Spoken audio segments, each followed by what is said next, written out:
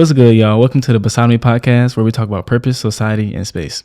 I'm your host, Corey Flagler, and today I am welcomed by some of my family here. I've known them for practically all my life since I was 3 years old. I don't remember, when I was really 3 years old, but I pretty much grew up around them and their sons, Aaron and Avery, practically brothers. So, I call y'all my family.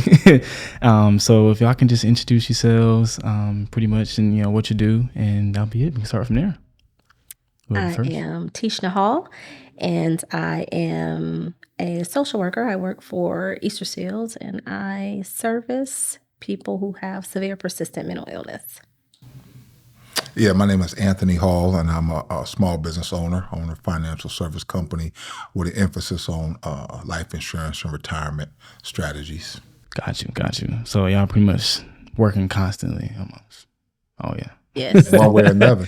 Yes, one way or another. I hear you. So pretty much this episode is going to be, based around the conversation of love and relationships, and kind of focuses on a little bit of marriage for sure, because, you guys are married, and I am young, but the thought does cross my mind, and crosses a whole bunch of others, my age mind, of course. So I want to start off pretty much asking you, what is you guys' definition of love?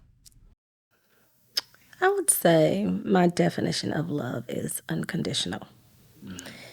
It is when two people have unconditional compassion or gestures or anything towards one another. It's selfless.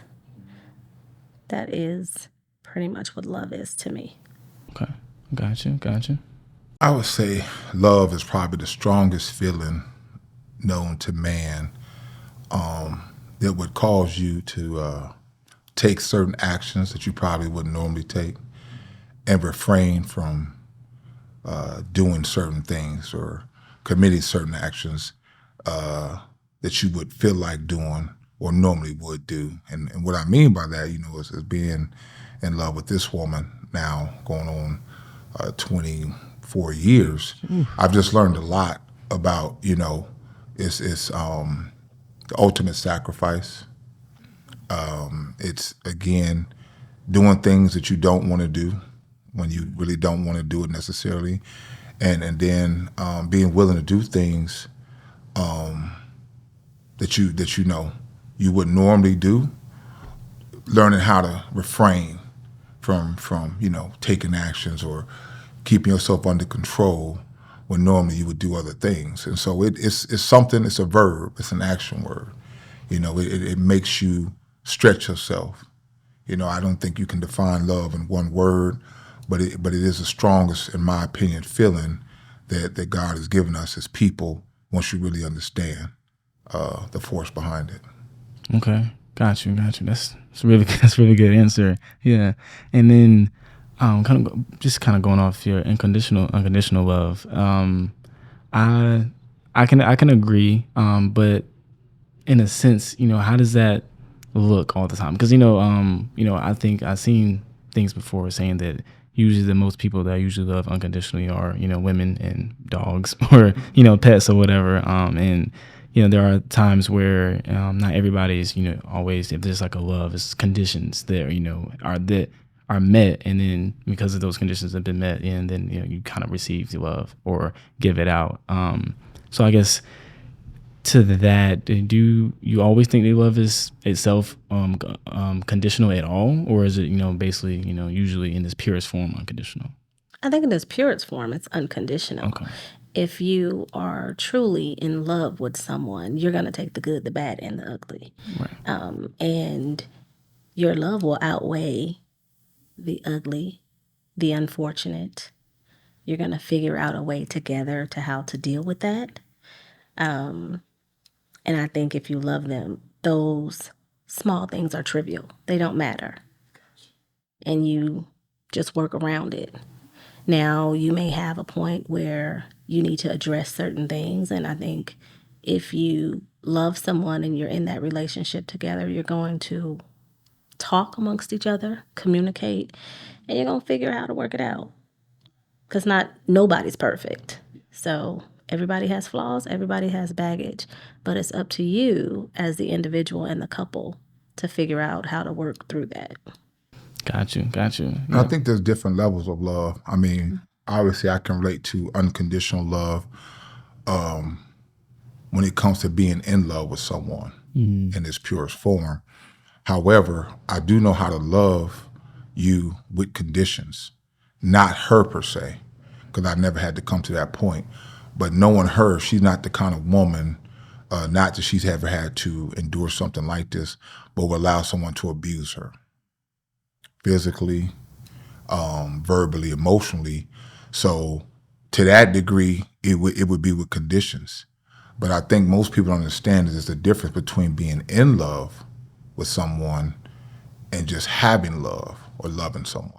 There's a lot of people Definitely. I love, but because of conditions I had to put on the interactions of our relationships, I'm only going to go so far for that person.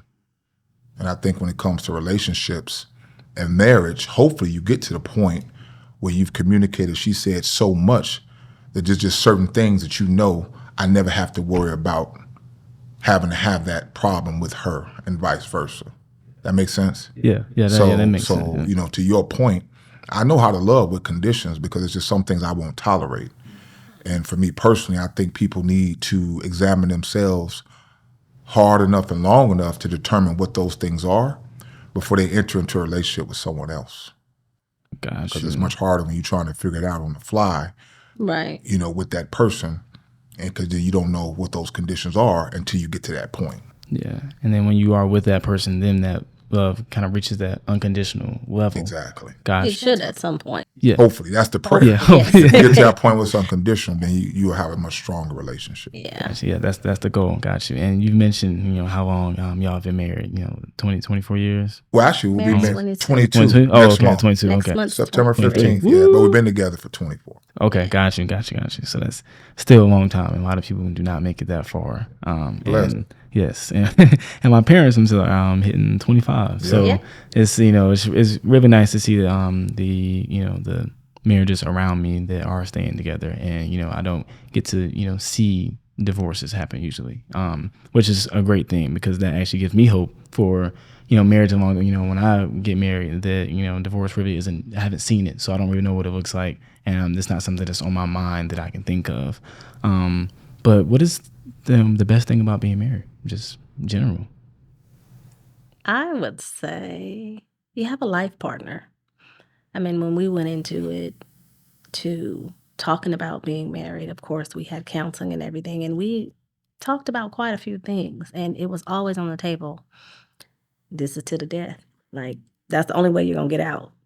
One of us pass away. That's it. But I think the best thing is having that companion, having that someone that you end up sharing everything with. Mind, body, and soul, literally everything.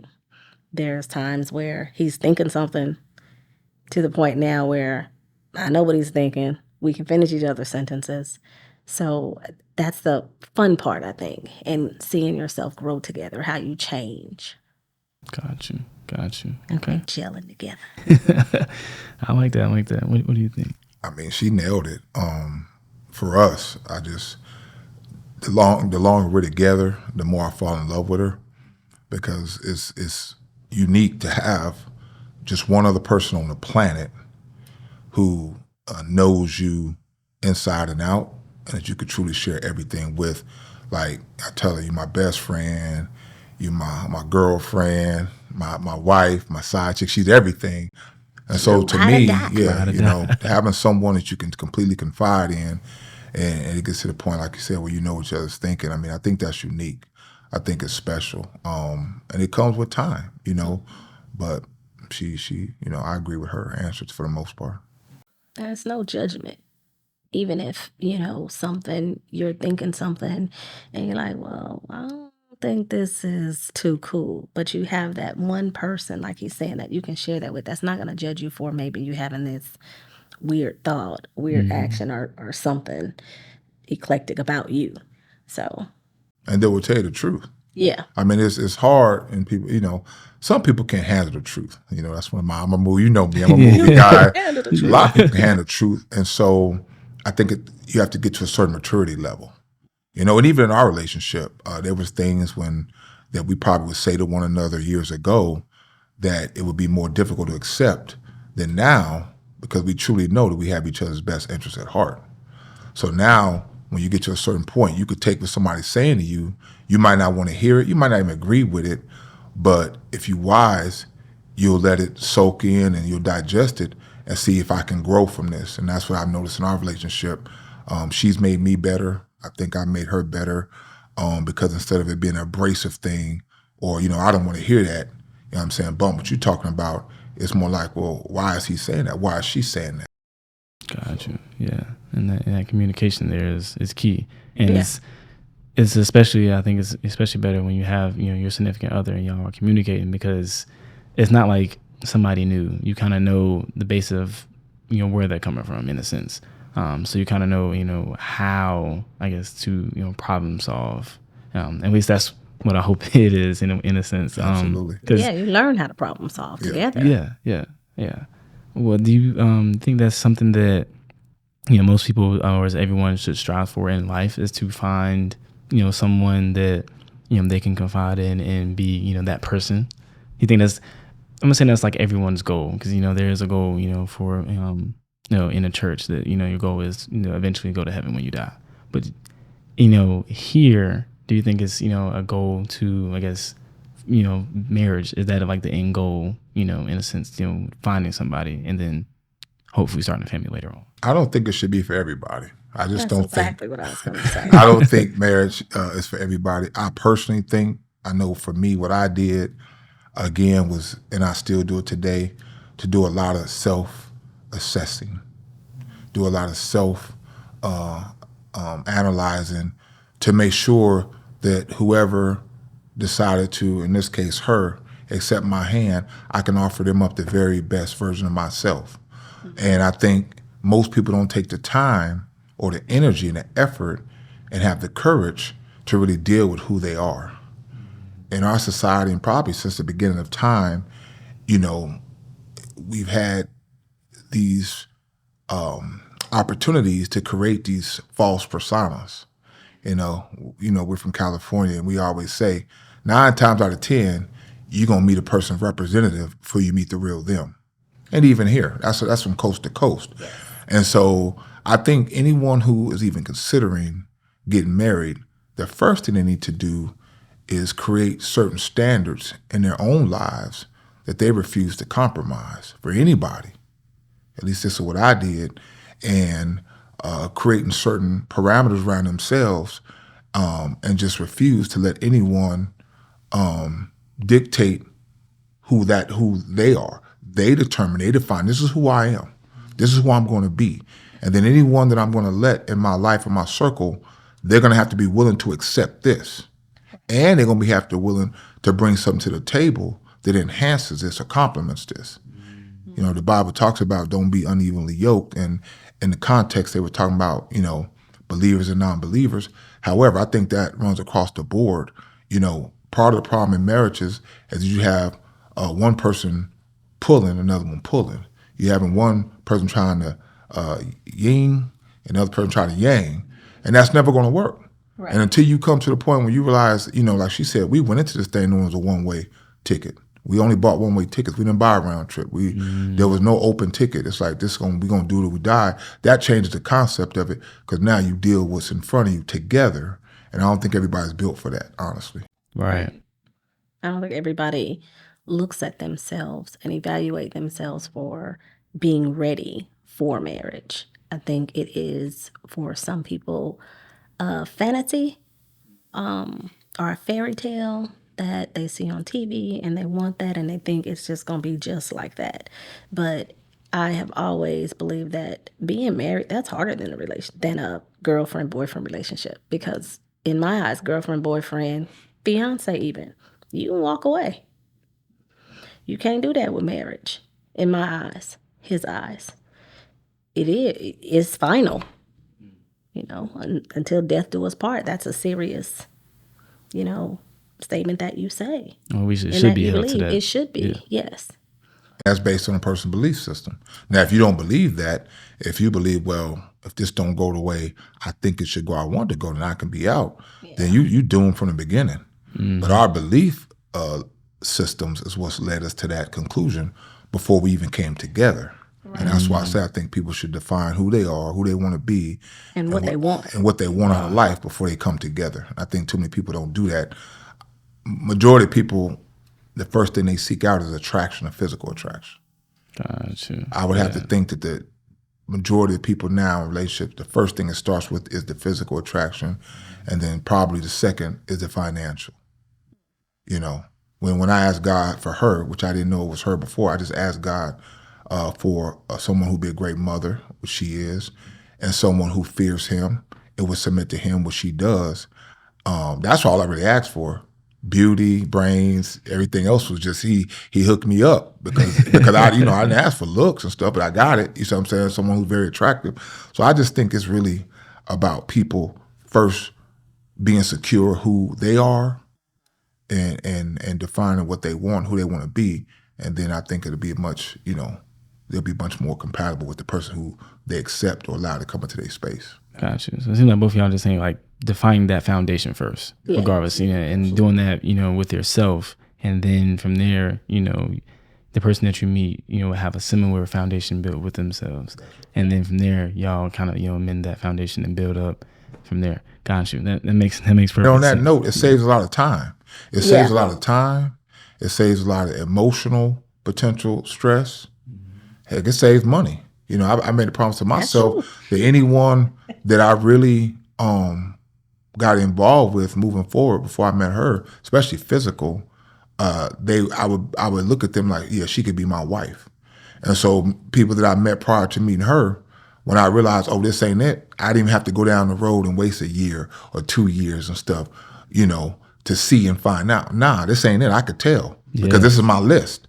I done created my list, and she ain't hitting the marks. So we could just end this right now. Right now, yeah. That makes perfect sense. So, going off, I guess relationships now versus 30 years ago. I want to say I guess 30 was kind of the number that kind of popped into my head. I'm trying to reword this question as best as I can. Because relationships back then versus now, different things. So I guess what difference do you see is there a difference in between your marriage or other relationships that you perceive, from the outside, as well as, why is there a change? Anyway, why is it that relationships back then is not the same as, what we're doing now? I think back then, I can't really say a lot for back then because I wasn't back there, right? Right. But I do think that there was a different standard What you mean? You was back then. for marriage. I won't say how old you are, but you was around 30 years ago. Don't get it twisted. 30 years ago, but I wasn't weren't thinking paying about attention. marriage then. Gotcha. Well, yeah. I was wilding out. Oh, you wilding out. Glad you got that on camera. You got on video. Wow, we're going to talk about that. I don't remember that. Don't put me in your stuff. Yes. But I think, back then you had, I'll just speak from the female side, you had females thinking, oh, I want to get him because he can provide such and such and such. It wasn't really that I'm going to stay with this person. They didn't have that mindset.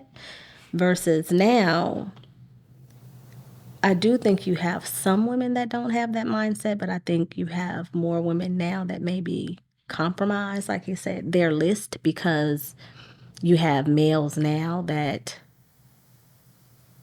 pretty much they get anything they want from some females. So one of the things we heard this morning, and I don't know what site he was on, but there was a female really breaking it down for women. You give everything to however many guys there is, but then when the right one come along, you don't have nothing to give. Yeah. Because they've tasted and taken and done everything from you, versus if you would not have done that and you've saved it some, you might have more to give to that person, that knight in shining armor that comes your way. Yeah. So I think that may be a little bit of the difference now. There's really no, what's the word? There's no couth about it. It's like she just don't care. She just gonna do it. It's a lot of selfishness. I would say, yeah. All right. And Yeah, I think that comes along when she's saying what the societal norms have changed. Definitely. You know, I'm 52, so I was around 30 years ago, and you look, you look. I'm AARP certified. Art. But you think about it, years ago, even prior to 30 years ago, the women primarily was the home builders, the home creators, and the men went out and worked. That began to change to where women like, hey, I can do more, and it hasn't let up, and I'm cool with that. You know, everybody needs to be their best version of themselves, but with that change, the relationship dynamic, the home dynamic, and so now there's more of this feeling is, and we hear it far too often, especially, and I hate to say it, but especially in our culture, I don't need a man. That's ridiculous, because if you do subscribe to what the Word of God says, you do need a man, and a man needs you. You know, at least He said it's not good for man to be alone. And so I think what has changed a lot is that everybody has this strong desire to want to prove they don't need nobody. I can do it by myself. I can make money by I don't need your money. I can get my own money. Well, as she just said, the number one reason for marriages breaking up, I won't even talk about just relationships. I talk about marriages in particular, since that's the subject on the floor, is selfishness. I know all the reports and most of the studies claim that it's financial. It's not. No. Because her and I went to the mud together. I mean, absolutely to nothing. And we rebuilt ourselves back up together, and never once did a thought cross either one of our mind that we're going to leave one another. You know what I'm saying? And so that's the biggest difference I see, that now with so much distractions going on and everybody proving that they shining the hardest or the best and they got the most and they can, you know, do this, that, and the other, there's almost like no feelings or need for relationships.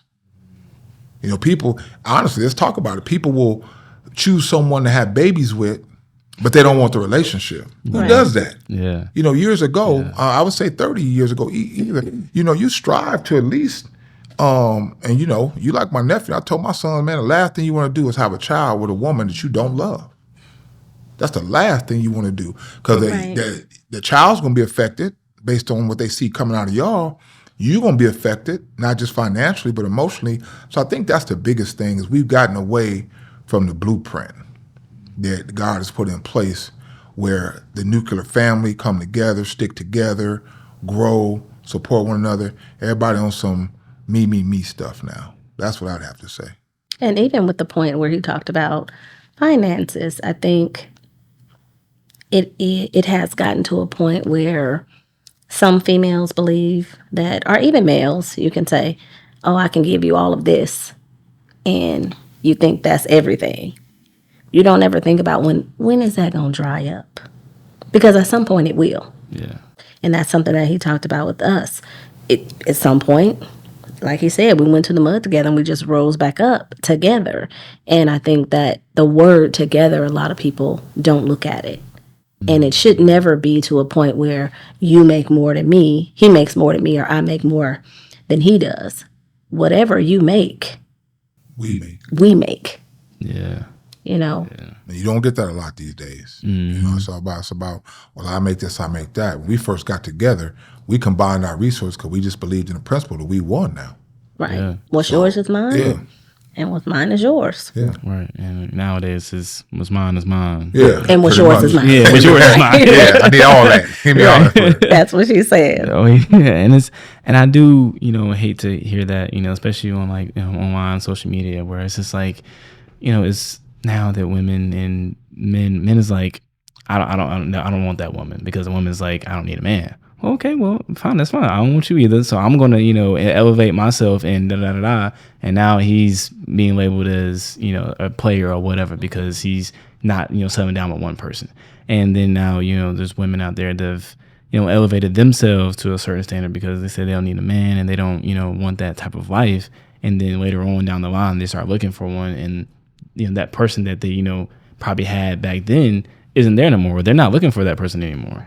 So, and I think it's a hard thing to, hard pill to swallow, I guess, because it's like, do I work on myself, and build, myself up, or do I, look for a partner, because I guess it's like a certain balance that, I guess like that you have to find pretty much, because, like you said, finding yourself, getting, that foundation with yourself, I guess not everybody has the same timing, of course, but at what sense do you, I guess, make a decision as to like, timing in your life to where it's like, okay, now is the time I'm ready for, marriage. Like, what do you think? I think it's different for different people, because you just made a very good, you use appropriate word, timing. I was 20. Right.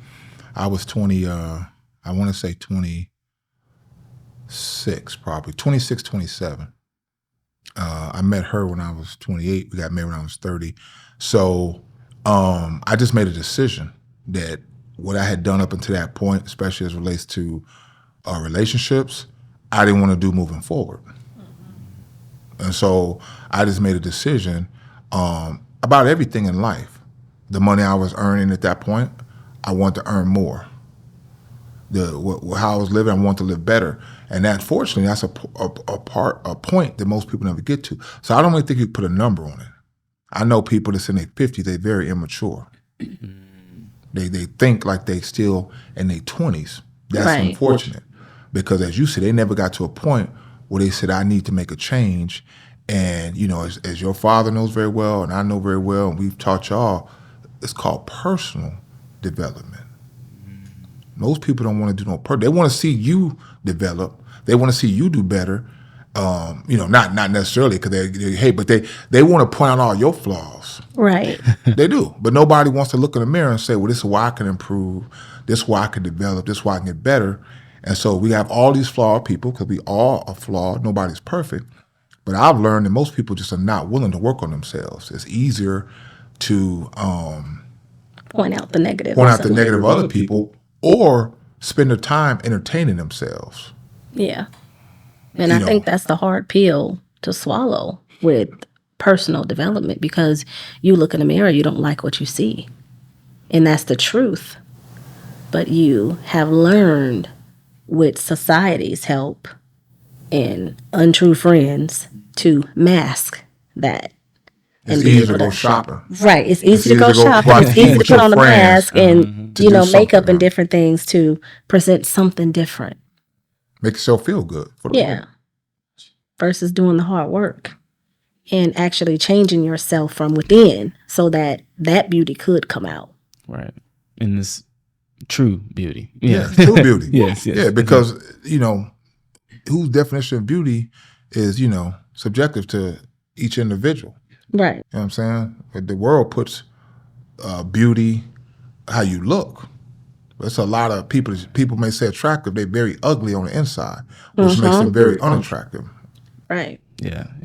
Me and my boss were talking about it. We were watching a show, and he's like, she's an attractive woman, but the attitude that she had and what she did to, her friend, it just makes you look at her and you're like, immediately, stank face, right? That stank face. Yes. She's like, and it's just like, yeah, she might be, beautiful or whatever, it looks wise, but when you look at her and you know how she really is on the inside, the looks just don't matter at that point. Now he's like, okay, now you're just an ugly individual. It's in and out. Like, that's right. Yeah, you're like, come on now, what's really going on here? Yeah.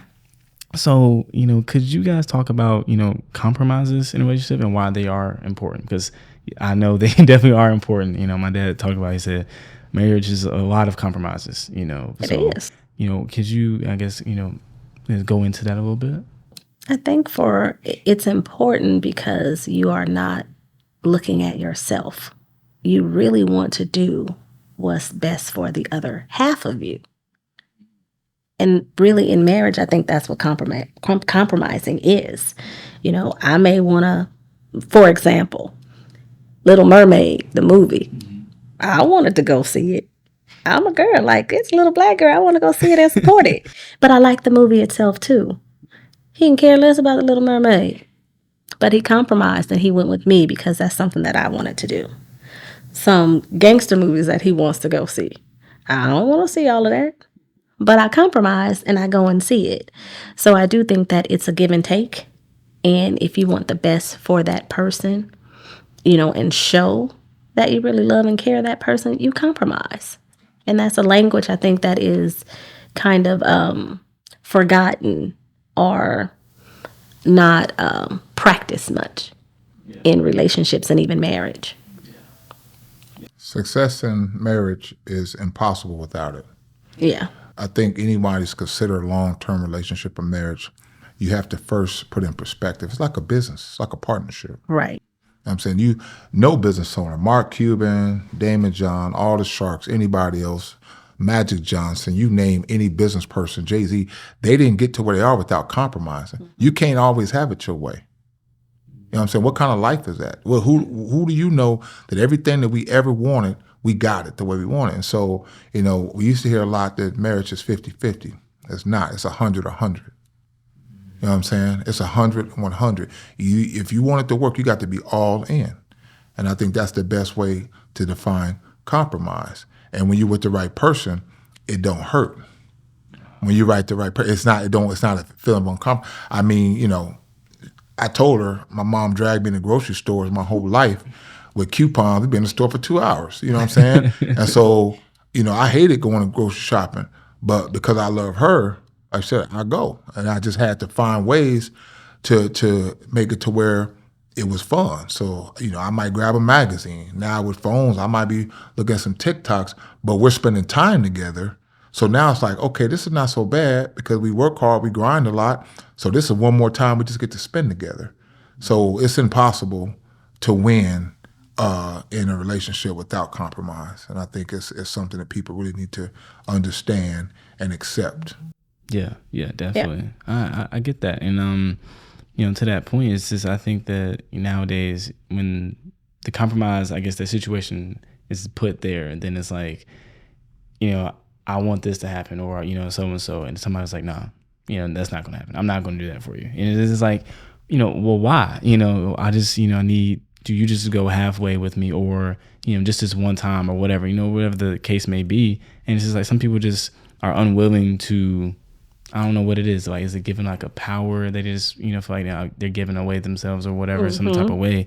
And it's kind of hard because I've experienced that myself, where I was like, in a situation, I can't remember exactly, but I know I've been in this situation where it's just like, why can't we come to some agreement here, off of something? Is it, if you're talking to somebody else in a certain way, I'm like, well, can you just, stop talking to them, or, limit the whatever. And they're like, nah, we're friends, something like that. It's just like, where is the compromise? Because I'm saying, well, I guess I'm allowing you to talk to that person still, where I'm like, because I feel, completely uncomfortable if you're talking to that person, but if I'm allowing you to do it, and then you're talking too much, then, you're not compromising. I'm trying to come halfway, but you're not, right, coming the other way.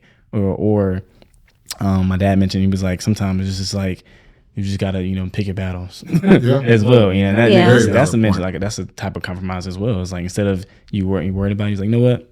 You let it go. I'm compromising, letting you take, the full, 100. I guess that's what you want to call it. And that's why they rolling up on 25 years.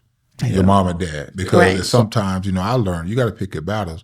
And then to put it in its proper context for the viewers, I mean, some things outside of the scope of what's best for us, you don't compromise. If she came home with a scheme to steal some money, she know because of who I am, I'm not going to compromise, my principles. You know what I'm saying? If I come home with some stuff that's going to send us to the penitentiary, she's not going to compromise who she is.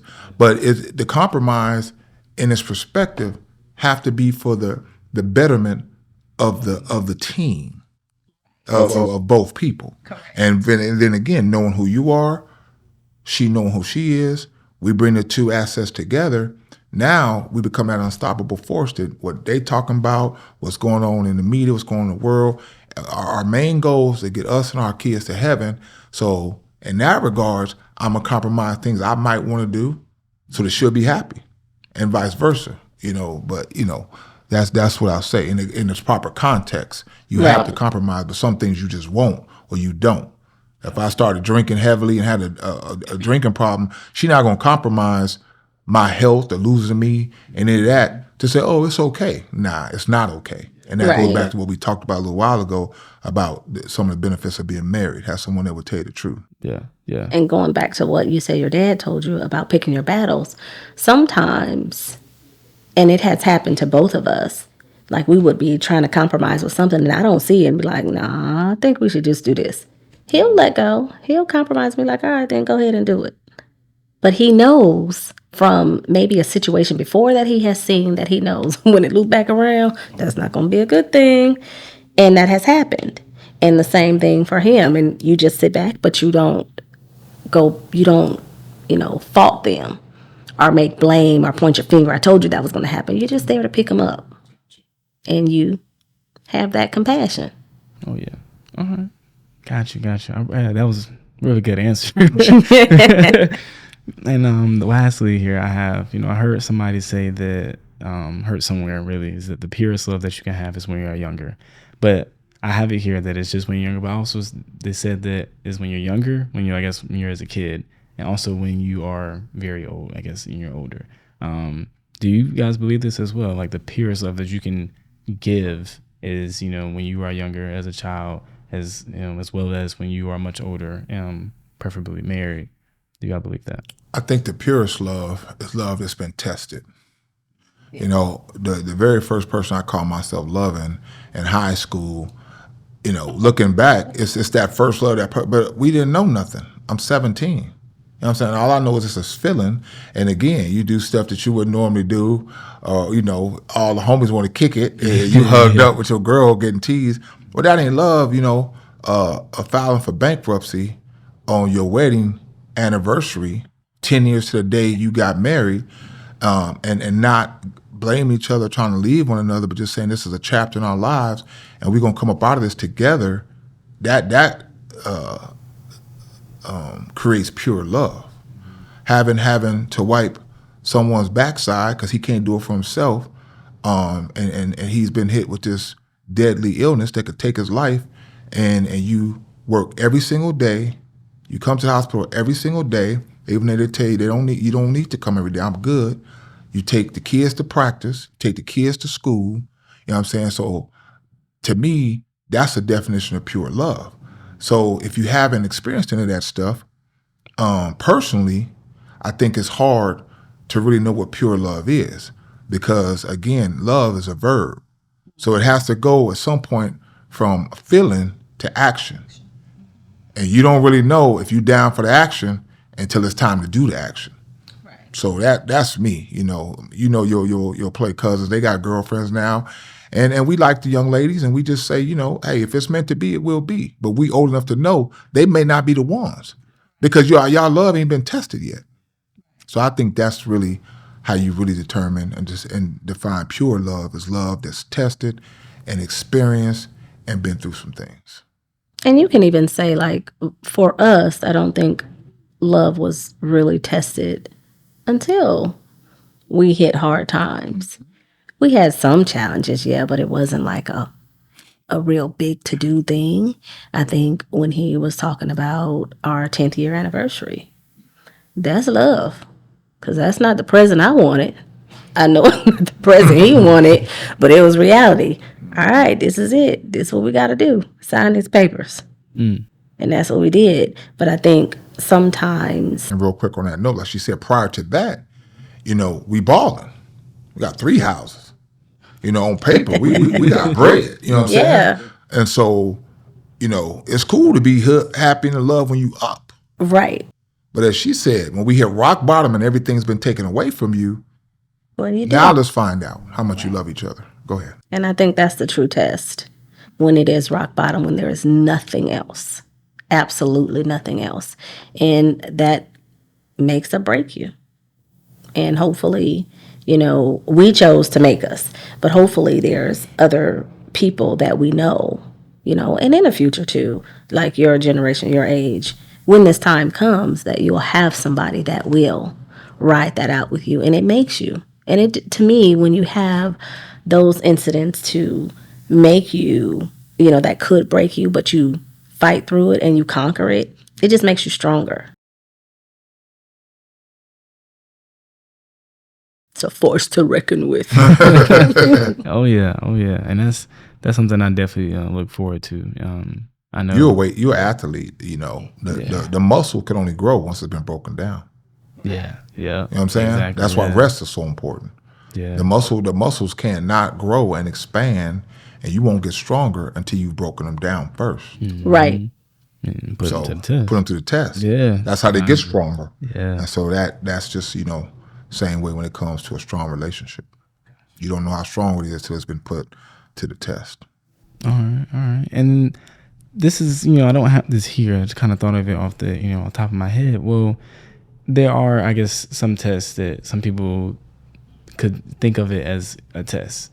But I guess, in what sense does that test become pretty much toxic, in a sense? Whereas, like, maybe this ain't working out for y'all, but you keep seeing it as, well, we're finding a way out of it, and too many of those has come up, in that sense or whatever. I guess at what time do you think that, maybe y'all this doesn't work out for those? That's a good question. That's a really good question. The words you use become toxic. When we got married, I said, look, I'm not leaving, and I don't plan on getting left. I said, this is one way. She said, I agree. I said, but what I can't do is come home to a toxic home. Let's be real. They're women, we're men. We're wired differently. They got different needs, different wants, different desires. So do we. So now when you talk about, going back to what you said, compromise, we're talking about two individuals having to come to become one, if that's what you believe, to keep this ship on course. And so I just told her, I can't come home and argue with you every day. Matter of fact, I won't. Remember I told you that? I said, I won't. Can't. I won't. Life is too short. So I said, I may, have to stand before the judgment, give an account, but what I will not do is be miserable in this relationship. So when I leave in the morning, I'm a Christian man. So I got to fight that battle, spiritual battle. I'm a black man in America. I'm a man in South Central LA. So it's just so much that when I come home to you, I got to have peace at the house. If I can't have it nowhere else, I got to have peace here. So as your father said, and as men our age know, you got to pick your battles. And she was wise enough to get that. She was wise enough to understand that and just realize, okay, because she the queen. Me and her boys, we're gonna bow down and you talk about roles, but God set the roles, in the relationship. Yeah. But what good does it do to be the head honcho if your neck broke? You see what I'm saying? So as far as I'm concerned, yeah, I'm the head of the house, but she the head of the house too, because we won. So I ain't finna marry nobody, be with nobody that don't bring something to the table. Intellect. When I'm finna do something, I ask her. So I think at the end of the day, if it's multiple times or something that's toxic and you can't get your mind around it and create a remedy for that toxic situation, that might not be the relationship you want to be in, because it could lead, if it's mentally toxic, it could lead to physical problems. And oftentimes it does. Oftentimes it does. Strokes, heart attacks, high anxiety, high blood pressure. So you just have to really, if you can't sit down and compromise, like you said, and come to some mutual understanding, it just might not be the relationship for you. Right. And the sooner you find that out, the better. I've always said that God bring people into your lives for an event, an era, or eternity. Right. And the quicker you can find out which one that person's there for, the better off you'll be. I also think, too, oftentimes in relationships, you may see something that's toxic, but you overlook it and you make justifications for it instead of really looking at what it is and addressing it. And then once you address it, and then if you can address it and the person doesn't want to, that's a problem. And the best thing, in my opinion, deuces. Because if they don't want to address it, then they're refusing to grow. Right. And it's just going to lead to more toxicity. Yeah. And more problems. If I'm trying to grow and you try to stay the same, we got a problem. And you pulling this way, it's not going to work. You ever heard people say we grew apart? Yeah. Well, you ever heard that? That's because one person was willing to grow, and one person said things are fine the way they are. I'm not changing. This is the way I am. I ain't changing for nobody. Whatever. You gotta do your next like that. Well, it's usually y'all that do it. I just playing. But that's they grew apart. So if we growing together, then we'll never know apart because we growing together. Yeah. Got you. Well, that is all I have for you guys. Do you have anything for me at all? Any questions? What's your relationship? I don't have one. I had a situationship. That's what we call it, nowadays. Mm-hmm. It's like I had feelings for somebody and I didn't voice them. So she was, by the time I was, ready to voice them, she found somebody else and was like, this is nice with this person. And I was like, all right, well, I hope you're happy. I hope everything's well. But, now I had to voice it. And once I voiced it, I feel better now because, it definitely did hurt, and it's still hurting, because I known her for a long time. And we actually kind of, in a sense, grew together, over the years. And, for her, to be somebody where I'm like, you know what, this seems like I could do this for a while. But just for some reason, I was like, I wasn't committing and I wasn't, voicing, what I felt. So I guess consequences for doing that, and here I am. But if it's meant to be, it'll come around. That's exactly what I was gonna say. That's what we tell the boys: if it's meant to be, it will be. And just remember, sometimes we make decisions or fail to make decisions in the time frame in which we're in life. But then you look back in retrospect and be like, I'm glad things went the way they did. You know what I'm saying? You got to remember that. You're young. I'm 52, and I still feel young because you're constantly learning. So, as a believer, that things don't happen to us, things happen for us. And we can't lose. You know what I'm saying? Because of who we are. So, it's you learned from it. That's the upside. I live with a model. I never lose. Either I win or I learn. So you learned. So now you know. And I know how to treat her based on relationships I saw coming up that weren't productive, that weren't happy. I saw how someone treated my mother. And I'm like, I would never treat a woman like that. And then I looked at relationships I had been in prior to her, and it's like, okay, I wasn't really a bad guy, but like you, I wasn't willing to commit. I wasn't all in. I seen how that made them feel. So I'm like, okay, so now I know the kind of man I want to be, going back to what we said 50-some minutes ago, when I do find the right one. And so, that's going to be you. You successful. You got your grind on. You educated. So it's putting them out there. But that relationship may make you just better for the one that you're supposed to be with. Who knows? For that right. And it might be her, like you said. Who knows? Yeah, who knows? Well, I appreciate you guys coming on the show and, talking with me. Y'all opinions were amazing. Yeah, great conversation we definitely had here.